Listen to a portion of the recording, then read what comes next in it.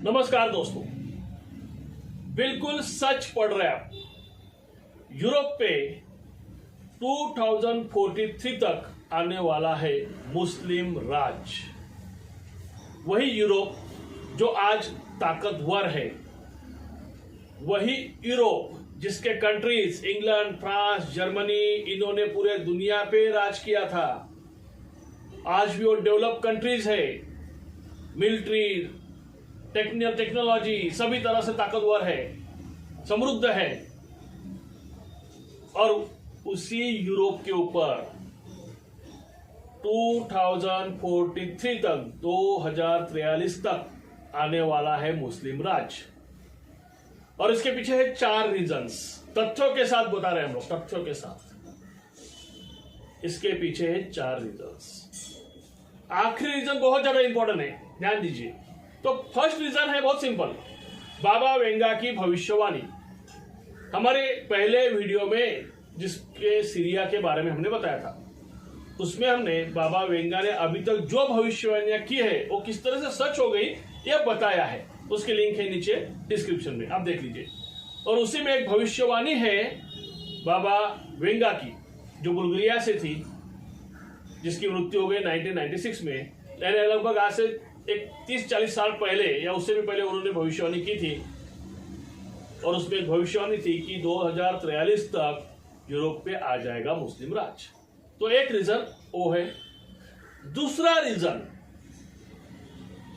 Reason क्या है? आज यूरोप में अगर आप देखेंगे, वहां पे जो मुस्लिम पॉपुलेशन है वो 4% है, लेकिन उसका जो ग्रोथ रेट है, मुस्लिम पॉपुलेशन का ग्रोथ रेट, वो लगभग 6% से भी है और बढ़ता जा रहा है। वो आज 6% है और बढ़ता जा रहा है। अच्छा, फिर जो नॉन मुस्लिम पॉपुलेशन है उसका क्या? तो ओवरऑल यूरोप का जो फर्टिलिटी रेट है वो है एक स्त्री के पीछे 1.3 चिल्ड्रन, यानी एक स्त्री को 1.3 चिल्ड्रन, बच्चे। लेकिन उसमें मुस्लिम भी है, और हमें मालूम है मुस्लिम के जो स्त्री होती है उसमें लगभग 4-5 या उससे ज्यादा बच्चे होते हैं। अल्लाह की देन है, उसको ना नहीं कहना है, ये तो उनका श्रद्धा, अंधश्रद्धा, जो भी आप कहेंगे। तो उसको अगर आप बाजू कर देंगे नॉन मुस्लिम को, तो बच्चे जो नॉन मुस्लिम है उनका फर्टिलिटी रेट 1.3 से भी कम हो जाएगा, लगभग 1 ही पकड़िए। मतलब एक स्त्री को एक बच्चा है, मतलब एक कपल 2 जन का एक कपल को भी एक बच्चा है। मतलब जनरेशन गैप में 50% डिक्लाइन हो रहा है। जनरेशन जो गैप है वो 50% का डिक्लिनेशन दिखा रहा है। यानी 20 साल बाद आज जो युवा है उस संख्या में 20 साल बाद युवाओं की संख्या 50% से कम रहेगी। 2043 आज से 20 साल बाद आ रहा है, तो 20 साल बाद युवाओं की संख्या 50% से कम हो जाएगी। कामकाज करने वाले जो लोग हैं वो बूढ़े ज्यादा होंगे, तरुण युवा कम होंगे। तो ये हो गया फर्टिलिटी रेट, जिससे मुस्लिम की संख्या बढ़ रही है वहां पे, और बाकी पॉपुलेशन जो है अदर मुस्लिम, उनकी संख्या घट रही है। यानी अगर पॉपुलेशन रेट जो है वहां का वो देखेंगे अगर आप यूरोप का, तो वो है -0.07 population rate. Population growth rate क्या है? -0.07 यूरोप का। उसमें भी मुस्लिम है। अगर मुस्लिम को हटा देंगे, क्योंकि वो तो बढ़ रहा है, 6% से बढ़ रहा है, तो उस एवरेज को घटा देंगे तो ये और कम हो जाएगा। यानी 20 साल बाद वहां पे पॉपुलेशन बहुत कम रहेगा। जो भी पॉपुलेशन रहेगा उसमें युवाओं की संख्या ना के बराबर बहुत ज्यादा कम हो जाएगी, जबकि बूढ़ों की संख्या बढ़ जाएगी। एक हो गया सेकेंड रीजन।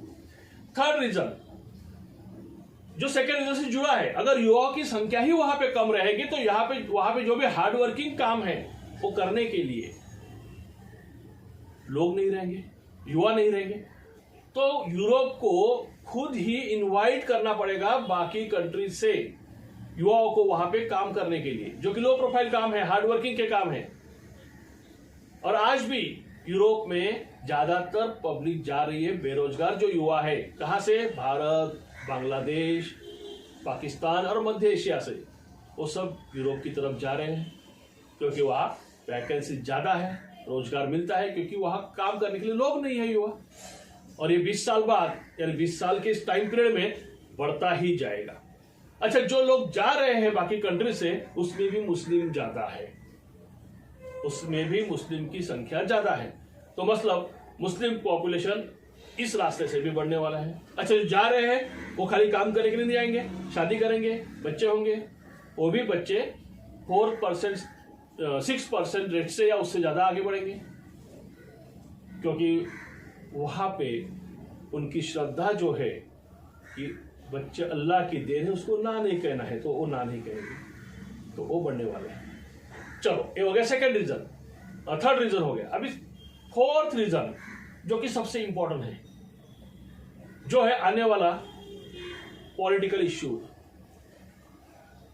आज जो इश्यू चल रहा है रशिया और नाटो के बीच, स्पेशली चल रहा है यूक्रेन और रशिया के बीच, लेकिन यूक्रेन को पूरा समर्थन है नाटो का, यानी एक तरह से नाटो ही वो जंग लड़ रही है। लेकिन जब ये जंग खुले तौर पे नाटो से लड़ी जाएगी, कभी भी हो सकती है, आज कल परसों कभी भी शुरू हो सकती है, रोज एक एक दिन लोग काउंट कर रहे हैं। यहां तक कि यूरोप के लोगों ने परमाणु युद्ध से, रेडिएशन से बचने के तरीके भी देख लिए हैं। उन्होंने वो प्रोसेस चालू भी कर दिए कि कैसे बचना है परमाणु अटैक से, एटॉमिक अटैक से, रेडिएशन से। इतना टेंशन है वहां पे, तो कभी भी यह हो सकता है। और जब भी यह युद्ध होगा, जिसे आप थर्ड वर्ल्ड वॉर कहिए या उसके पहले वाली स्टेप कहिए, लेकिन जब भी रशिया, रूस और यूरोप के बीच युद्ध होगा, उसमें सबसे ज्यादा हानि यूरोप की होगी, सबसे ज्यादा हानि होगी यूरोप की। तो फिर यूरोप का डिफेंस सिस्टम जो आज सबसे मजबूत है, स्ट्रांग है, इंग्लैंड, फ्रांस, जर्मनी बहुत मजबूत है, वो पूरी तरह डाउन हो जाएंगे। उनकी मिलिट्री ताकत डाउन हो जाएगी, पॉपुलेशन तो घटने वाला है, सोल्जर्स कम रहेंगे। ऐसे सिचुएशन में जब यूरोप की ताकत कम हो जाएगी, ऐसे सिचुएशन में जो हालात आज आप देख रहे हैं सीरिया से लेके मध्य एशिया में, हालात नहीं बोलेंगे उसको, बेहाल, अलग अलग ऑर्गेनाइजेशन है वहां पे जो टेररिस्ट से भरे हुए हैं, उनके ख्याल भी टेररिज्म से है,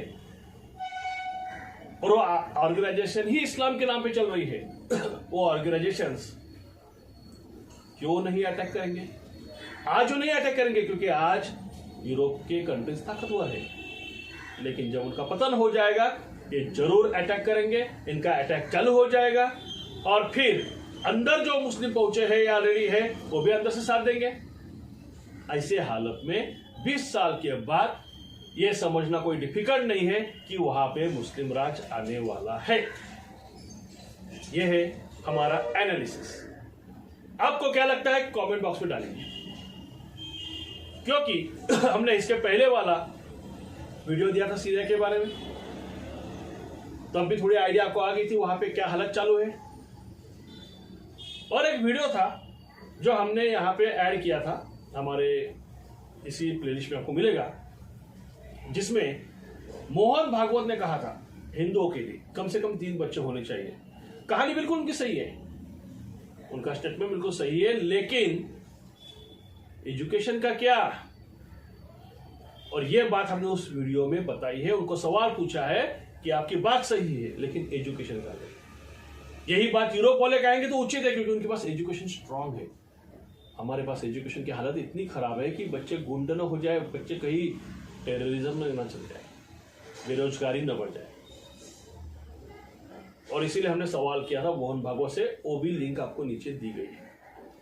तो दोस्तों, आपकी राय क्या है इस एनालिसिस के बारे में, वो बताइए, और इसके इफेक्ट पूरी दुनिया पे क्या होने वाला है वो भी बताए हैं। जल्दी आ रहे हैं नेक्स्ट वीडियो लेके। जय हिंद।